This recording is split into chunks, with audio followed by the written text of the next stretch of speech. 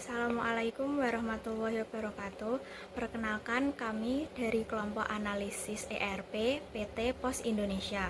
Anggota kelompok kami terdiri dari yang pertama ada Muhammad Rizky Ijlal Sani, yang kedua ada Muhammad Sukron Makmun, yang ketiga ada Amelia Rahmawati, yang keempat ada Fatimah Azahra, yang kelima ada Selin Audia Widani, dan yang kelima saya sendiri Vanessa Maharani. Pada presentasi kali ini, kelompok kami akan membahas analisis ERP pada PT Pos Indonesia, mulai dari gambaran sistemnya sampai peran ERP dalam mendukung proses perusahaan. Sebelum masuk ke pembahasan pertama, ini dulu gambaran singkat alur presentasi kami. Di sini ada 3 bagian yang kami akan bahas. Yang pertama, kami mulai dari analisis konteks industri PT Pos Indonesia. Yang kedua, kami bahas hasil analisis proses bisnis yang sedang berjalan. Yang terakhir, kami jelaskan fungsi modul ERP yang digunakan.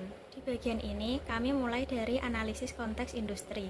PT Pos Indonesia termasuk ke dalam perusahaan jasa, karena fokus utamanya adalah memberikan layanan kepada masyarakat. Layanan yang disediakan meliputi pengiriman surat dan paket, layanan logistik, serta layanan keuangan. Alasan pemilihan industri ini dan relevansinya terhadap implementasi sistem ERP.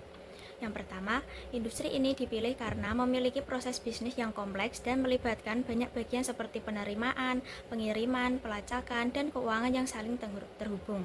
Yang kedua, penerapan sistem ERP sangat relevan untuk meningkatkan efisiensi, serta meminimalkan kesalahan data dalam mendukung transformasi digital PT Pos Indonesia. Ini kami masuk pada gambaran umum proses bisnis PT Pos Indonesia. PT Pos Indonesia merupakan perusahaan BUMN yang bergerak di bidang layanan kurir, logistik, dan jasa keuangan. Perusahaan ini sudah berdiri sejak tahun 1746, jadi bisa dibilang salah satu institusi tertua di Indonesia, dengan lebih dari 4.000 kantor cabang yang tersebar di seluruh Indonesia. Seiring perkembangan zaman, PT Pos Indonesia juga terus berinovasi lewat layanan digital, seperti Pos Aja untuk pengiriman online, PosPay sebagai layanan pembayaran elektronik, serta sistem logistik terpadu yang mendukung aktivitas e-commerce. Dengan skala operasional yang besar dan proses bisnis yang kompleks, PT Pos Indonesia membutuhkan sistem ERP untuk mengintegrasikan seluruh aktivitas antar divisi agar berjalan lebih otomatis, efisien, dan terkoordinasi. Selanjutnya yaitu ruang lingkup analisis. Kami menganalisis dari PT Pos Indonesia. Fokus analisis kami adalah proses pengiriman paket, yaitu mulai dari penerimaan barang dari loket hingga barang diterima oleh penerima. Metode yang kami gunakan yaitu studi literatur, dengan mengambil dari website resmi, artikel ilmiah, dan referensi akademik yang terkait dengan ERP industri logistik. Selanjutnya pada slide ini ditampilkan dari ringkasan hasil analisis. Dari sisi kekuatan dari Pos Indonesia sudah punya infrastruktur yang luas dan kuat, serta didukung layanan digital seperti Pos Aja dan PosPay yang mempermudah pelanggan. Namun, masih ada beberapa kelemahan, terutama pada sistem antar divisi yang belum sepenuhnya terintegrasi, sehingga menimbulkan keterlambatan laporan dan duplikasi data. Oleh karena itu, rekomendasi yang kami berikan adalah mengintegrasikan seluruh divisi melalui model logistik, keuangan, CRM, dan SDM dalam satu sistem. Dengan begitu, proses pelaporan dan analisis bisa lebih cepat dan kesalahan administrasi berkurang, serta transparansi meningkat dan pengambilan keputusan manajerial bisa dilakukan lebih efektif. Selanjutnya pada bagian ini, kami menjelaskan alur proses pengiriman barang di kantor pos. Proses dimulai ketika pelanggan datang membawa barang, lalu petugas melakukan pemeriksaan kondisi dan kelengkapan. Setelah itu, pelanggan melakukan pembayaran dan data pengiriman dicatat, termasuk pemberian nomor resi sebagai identitas pengiriman. Barang kemudian disortir sesuai tujuan, dibuatkan daftar kirim, dan diproses hingga surat pengiriman diterbitkan. Sebelum dikirim, dilakukan pengecekan ulang untuk memastikan data dan barang sudah sesuai. Jika semua sudah benar, laporan hasil pengecekan dibuat dan proses pengiriman dinyatakan selesai. Selanjutnya merupakan flowchart to be. Flowchart to be ini menggambarkan proses pengiriman barang setelah dilakukan perbaikan sistem. Seluruh proses sudah terintegrasi dengan sistem informasi pengiriman, mulai dari login petugas, input data kiriman, hingga pencetakan resi dan surat pengiriman yang dilakukan oleh sistem.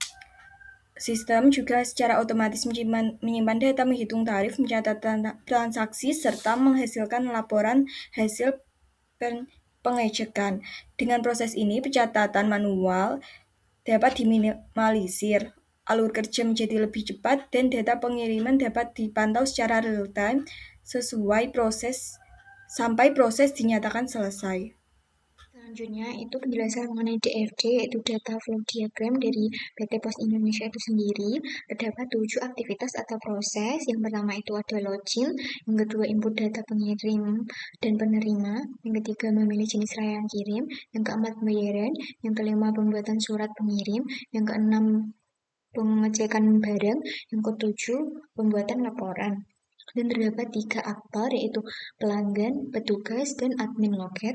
Kalau database-nya itu ada profil pelanggan, data barang pelanggan, data barang resi, data bukti pembayaran, data barang dikirim, data barang siap kirim, dan yang terakhir yaitu laporan. Yang pertama login itu dengan pelanggan melakukan login akun, lalu sistem akan mengkonfirmasi akun, lalu pelanggan juga memilih layanan kirim. Pada proses ketiga, sistemnya langsung mengirim nomor resi barang. Kalau yang kedua itu admin loket menginput data barang, data pengirim, dan data penerima, dan juga mendapatkan data barang siap kirim, database-nya, lalu menginputkan data pengiriman pelanggan.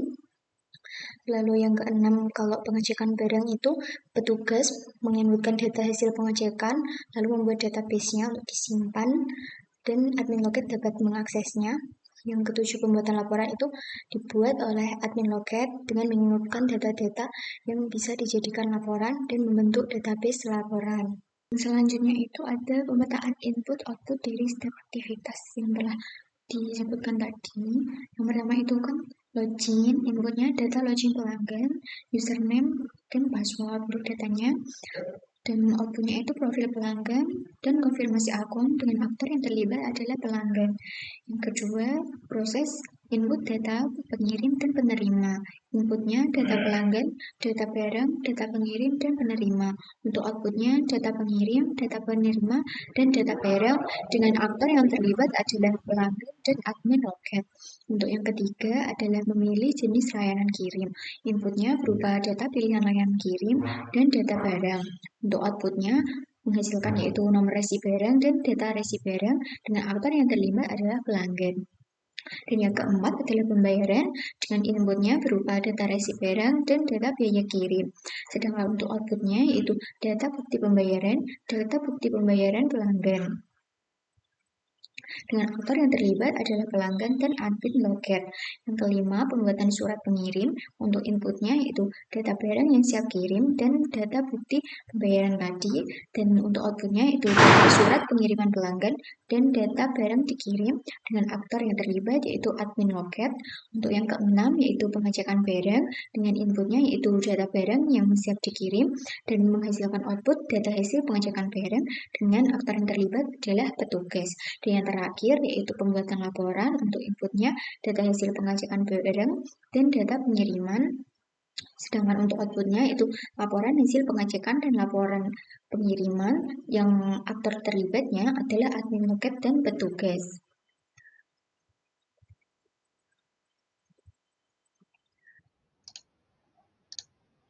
Ya, selanjutnya saya akan menuliskan presentasi dari rekan-rekan saya, yaitu selanjutnya proses deskripsi sheets dalam kurung PDS.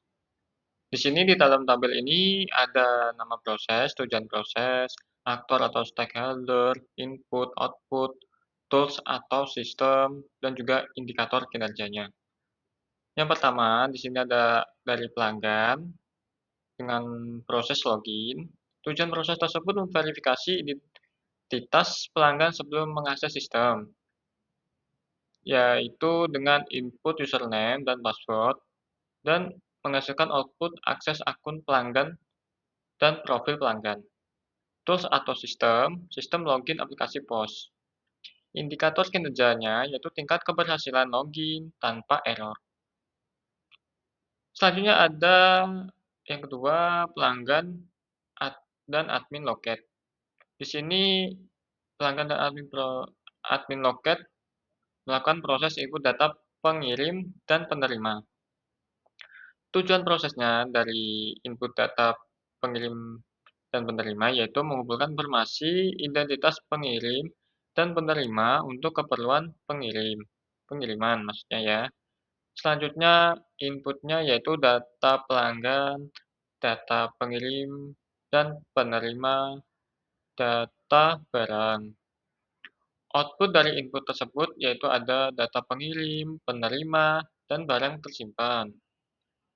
Tools atau sistemnya yaitu sistem input data pelanggan from input. Ketepatan dan kelengkapan data yang dimasukkan menjadi indikator kinerja. Selanjutnya, proses ketiga yaitu dari pelanggan. Memilih jenis layanan kirim. Tujuannya yaitu menentukan jenis layanan pengiriman sesuai kebutuhan pelanggan seperti someday, nextday, reguler, atau ekonomi. Inputnya data barang, pilihan layanan kirim, lalu menghasilkan output yaitu nomor resi barang dan data resi barang. Tools atau sistem pemilihan layanan POS. Kecepatan pemeriksaan pilihan layanan menjadi indikator kinerjanya. Selanjutnya yaitu pelanggan dan juga admin loket.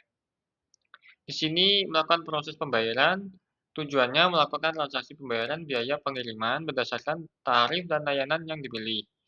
Input dari pembayaran tersebut yaitu data resi barang, data biaya kirim, dan juga outputnya yaitu bukti pembayaran dan data pembayaran pelanggan. Tools atau sistem kasir, pos, atau aplikasi pembayaran. Indikator kinerja, ketepatan, nominal, dan waktu pemeriksaan pembayaran. Selanjutnya yaitu admin loket melakukan proses pembuatan surat pengiriman. Tujuannya membuat dokumen pengiriman sebagai bukti resmi bahwa barang telah siap dikirim. Input dari proses tersebut yaitu loket data barang siap dikirim dan bukti pembayaran. Outputnya yaitu surat pengiriman dan data barang dikirim. Tools atau sistemnya sistem administrasi pengiriman. Indikator kinerjanya yaitu waktu pembuatan surat pengiriman. Selanjutnya ada dari petugas pengecekan. Pengecekan barang, tujuan tersebut memastikan kondisi dan kelayakan barang sebelum dikirim ke tujuan. Selanjutnya inputnya data barang siap dikirim, output dari proses tersebut yaitu data hasil pengecekan barang, status kelayakan. Tools atau sistem pengecekan dan pelaporan. Indikator kerjanya yaitu jumlah barang lolos pengecekan tanpa retur. Yang terakhir yaitu dari admin dan petugas. Admin dan petugas melakukan proses pembuatan laporan. Tujuan dari proses tersebut yaitu mencetak dan melaporkan hasil kegiatan pengiriman untuk keperluan evaluasi dan administrasi. Inputnya yaitu data hasil pengecekan dan data pengiriman. Output dari input tersebut yaitu laporan hasil pengecekan dan laporan pengiriman. Tools atau sistemnya yaitu sistem pelaporan POS. Ketepatan dan ketepatan waktu laporan dibuat sebagai indikator kinerjanya. Saya akan menjelaskan dokumen identifikasi permasalahan pada proses pengiriman. Dari hasil analisis yang ditemukan beberapa permasalahan utama yang berkaitan dengan hambatan proses aktivitas yang tidak memberikan nilai tambah, duplikasi pekerjaan, serta risiko yang dapat timbul. Pertama, dari sisi bottleneck atau hambatan proses, pemberian nomor resi masih dilakukan secara manual sehingga menimbulkan antrian yang memperlambat pelayanan di loket. Selain itu, proses penyortiran barang berdasarkan kota tujuan masih memerlukan waktu yang lama, sehingga belum sepenuhnya otomatis. Tahapan pengecekan dan pelaporan juga dilakukan secara berurutan dan belum terintegrasi dengan sistem, sehingga arus informasi menjadi lambat. Kedua, terdapat aktivitas non-value add atau aktivitas yang tidak memberikan nilai tambah bagi pelanggan, seperti pengisian daftar kiriman secara manual tanpa sistem digital. Proses pengecekan surat pengiriman yang seharusnya bisa dilakukan secara otomatis melalui sistem pelacakan masih dilakukan secara manual. Begitu juga dengan pembuatan laporan hasil pengecekan yang hanya menambah beban kerja admin. Ketiga, ditemukan aktivitas duplikasi atau redundan di mana data kiriman dicatat lebih dari satu kali, baik saat pemuatan daftar kiriman maupun surat pengiriman. Informasi surat pengiriman juga sering diketik ulang untuk keperluan laporan hasil pengecekan, sehingga proses menjadi tidak efisien. Kondisi tersebut menimbulkan berbagai resiko seperti kesalahan input pada data, pemberian nomor resi, dan pembuatan daftar kiriman. Keterlambatan pengiriman akibat proses sortir yang mengecekkan yang tidak efisien, hingga resiko kehilangan atau salah kirim paket karena tidak terintegrasi antar bagian. Selain itu, pencatatan ganda dan minimnya verifikasi otomatis juga dapat menyebabkan kesalahan dalam pembuatan laporan. Oleh karena itu, dapat disimpulkan bahwa permasalahan utama berasal dari proses yang tidak manual, yang masih manual dan belum terintegrasi, sehingga diperlukan perbaikan melalui penerapan sistem yang lebih terkomparasi dan terintegrasi. Pada slide ini ditampilkan analisis gap, yaitu perbandingan antara kondisi saat ini as is dengan kondisi yang diharapkan to be pada proses pengiriman barang. Analisis ini bertujuan untuk mengidentifikasi kesenjangan proses serta menentukan usulan solusi perbaikan sistem. Pada proses penentuan tarif dan resi, kondisi saat ini masih dilakukan secara manual atau semi-otomatis, sehingga berpotensi menimbulkan keterlambatan dan kesalahan input. Kondisi yang diharapkan adalah proses yang otomatis dan terintegrasi di mana sistem secara langsung menetapkan tarif dan nomor resi. Oleh karena itu, solusi yang diusulkan adalah sistem yang mampu menentukan tarif dan resi secara otomatis berdasarkan jenis layanan. Selanjutnya pada input data dan pembayaran, saat ini masih dicatat manual dan baru diinput setelah pembayaran dilakukan, sehingga kurang efisien. Kondisi yang diharapkan adalah data langsung diinput ke sistem dan disimpan sebelum pembayaran.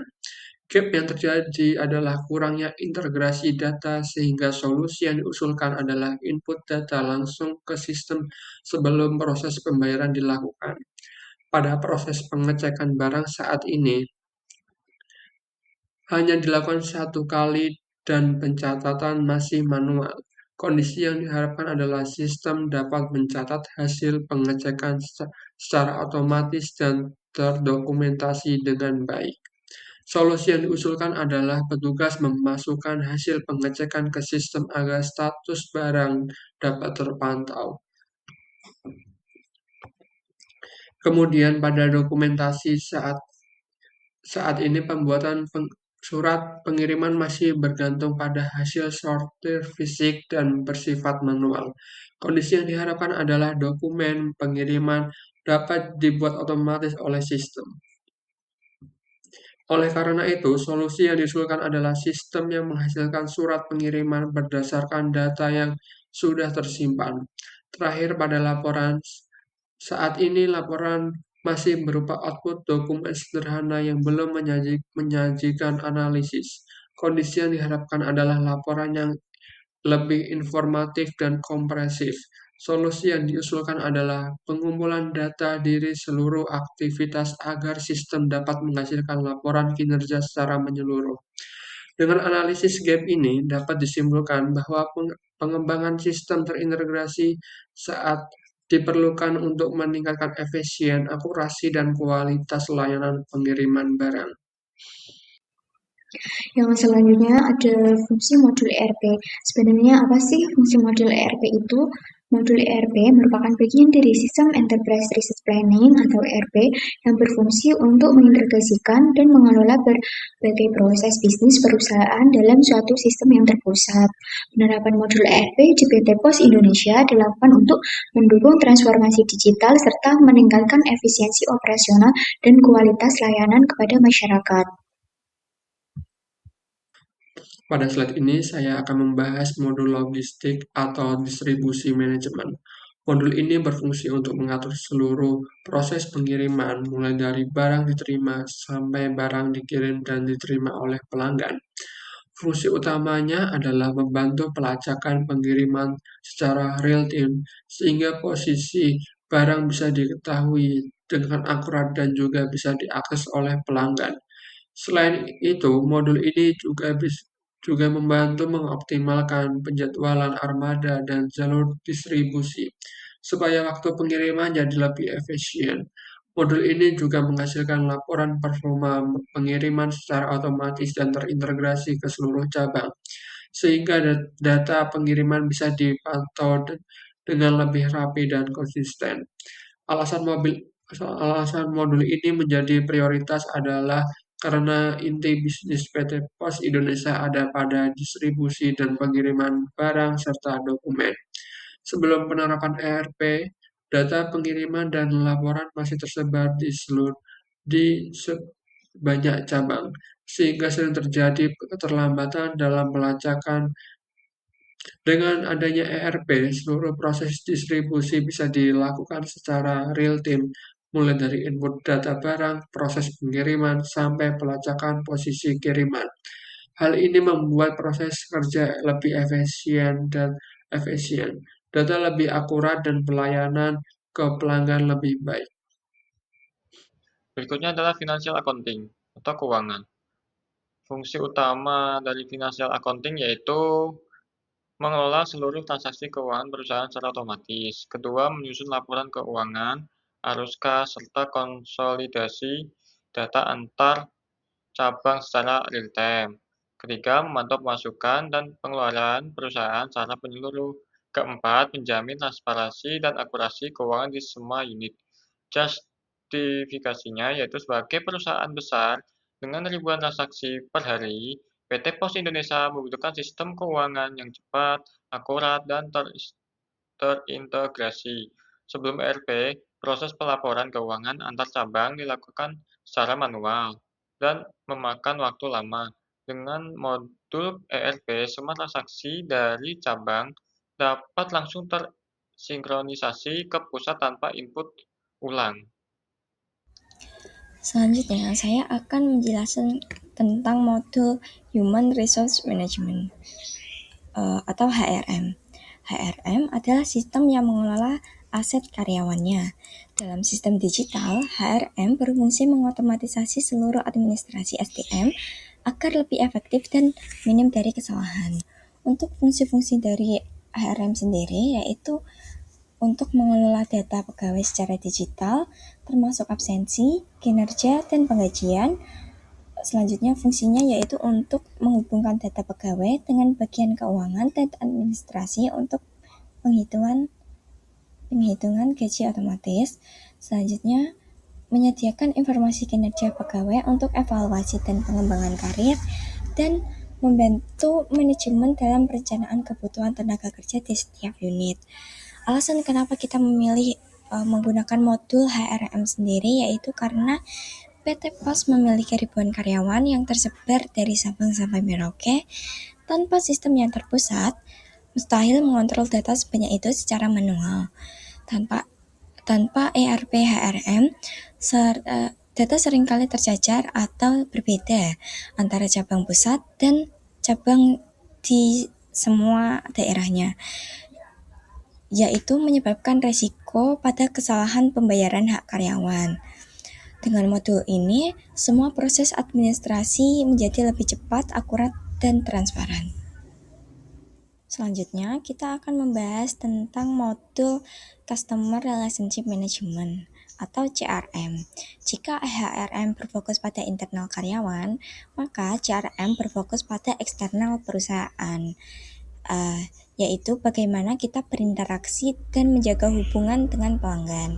Untuk fungsi-fungsi dari CRM sendiri, yaitu untuk menyimpan dan mengelola data pelanggan serta riwayat transaksi pelanggan, membantu menangani komplain dan pertanyaan pelanggan dengan cepat, lalu untuk memantau tingkat kepuasan dan loyalitas pelanggan, selanjutnya untuk mendukung strategi pemasaran berbasis perilaku pelanggan. Nah, kenapa kita memilih untuk menggunakan modul dari CRM itu? Karena sebagai penyedia layanan publik, kepercayaan dan kepuasan masyarakat adalah prioritas dari PT Pos Indonesia. Dengan CRM, setiap interaksi mulai dari proses pengiriman barang hingga penanganan keluhan dari pelanggan semuanya terekam dengan baik. Data-data tersebut memungkinkan perusahaan untuk memberikan pelayanan yang lebih responsif dan meningkatkan pengalaman pelanggan secara menyeluruh. Yang terakhir, kita masuk ke modul Business Intelligence atau Dashboard Management. Modul inilah yang merangkum semua data dari modul-modul sebelumnya menjadi informasi yang sangat bermakna. Untuk fungsi-fungsi utama dari modul BI yaitu untuk menyediakan laporan dan analisis data untuk pengambilan keputusan manajemen, selanjutnya untuk menampilkan informasi operasional dan keuangan dalam bentuk dashboard interaktif, fungsi selanjutnya untuk memantau performa setiap divisi secara langsung, dan fungsi lainnya untuk membantu menyusun strategi berdasarkan data aktual. Nah, alasan kenapa kita memilih menggunakan modul BI ini, karena modul BI memberikan peran penting dalam menyediakan data dan komprehensif bagi manajemen. Melalui tampilan visual berupa grafik dan indikator performa, pemimpin dapat melihat tren bisnis, kinerja cabang, dan efisiensi dengan sangat cepat. Dulu, analisis data dilakukan secara manual, sehingga keputusan sering terlambat. Sekarang, dengan ERP BI, data tersedia secara otomatis dan seketika. Demikian yang dapat kelompok kami sampaikan, kurang lebihnya mohon maaf. Terima kasih ya, dan semoga bermanfaat.